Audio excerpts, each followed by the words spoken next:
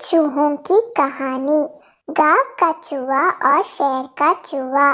शहर में रहने वाले और गाँव में रहने वाले दो चूहों में गहरी मित्रता थी। वे अक्सर एक दूसरे को संदेश भेजा करते और एक दूसरे का हाल जाना करते थे।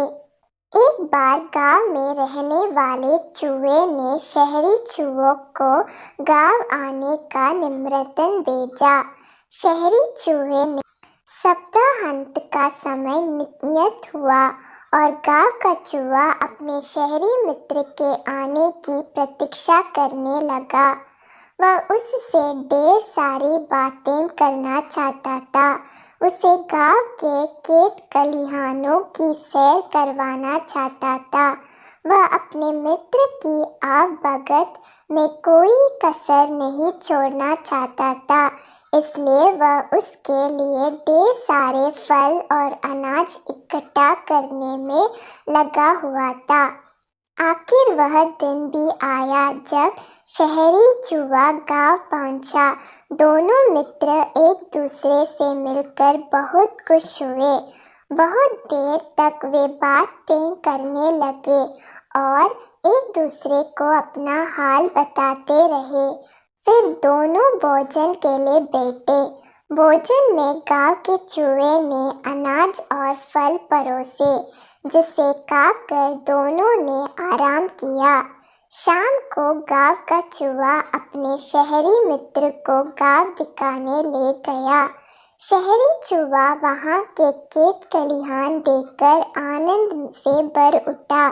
वह की शुद्ध हवा में प्रवेश लेकर उसका मन प्रफुल्लित हो गया।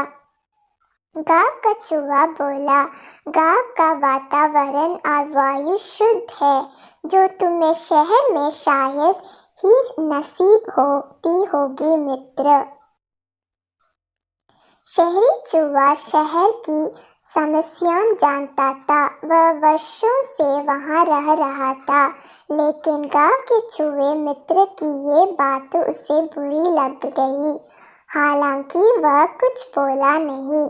गांव का चूहा गांव के प्रशंसा में लगा हुआ था।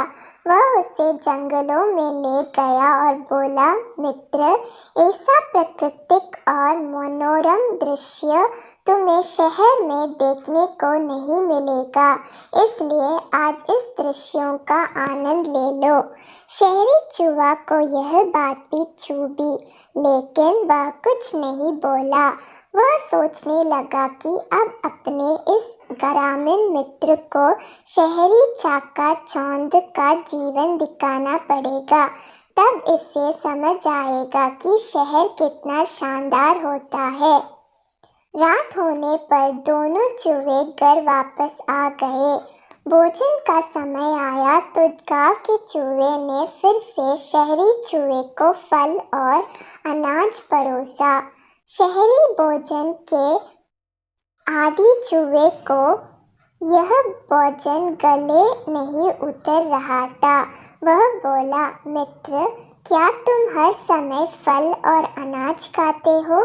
शहर आओ, मैं तुम्हें एक से बढ़कर एक पकवान खिलाऊंगा, साथ ही वहाँ का शानदार जीवन भी दिखाऊंगा।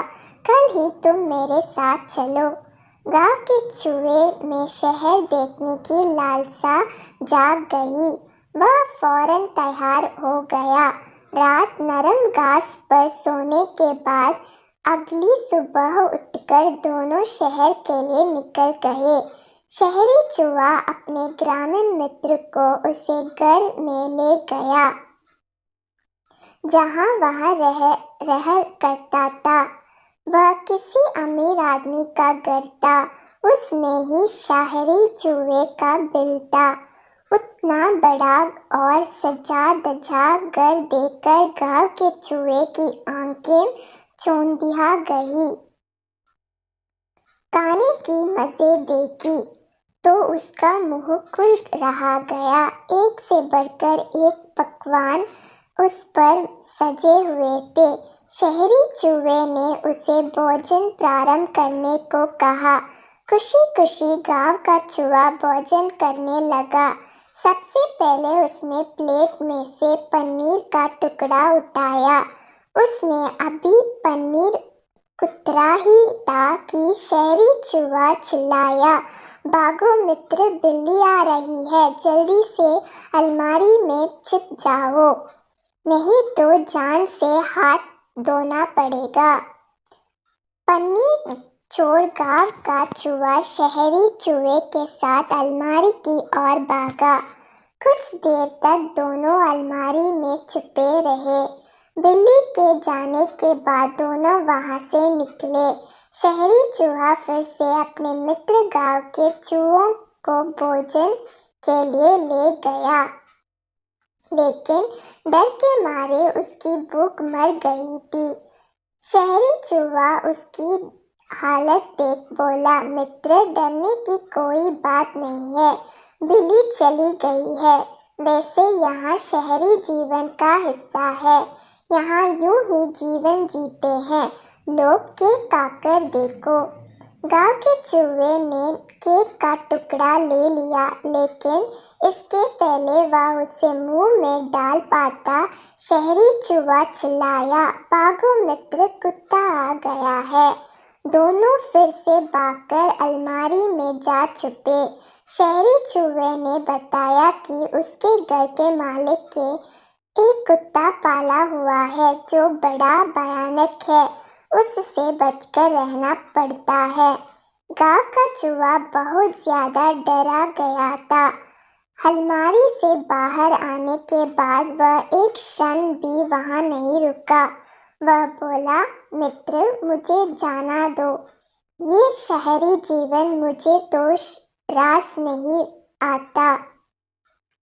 यह तो हर समय सिर पर खतरा मंडराता रहता है, इससे तो गाँव ही भला।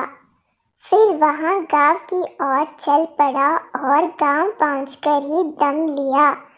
वह पहुंचकर वह सोचने लगा, जगह वही अच्छी है जहां जीवन सुरक्षित है।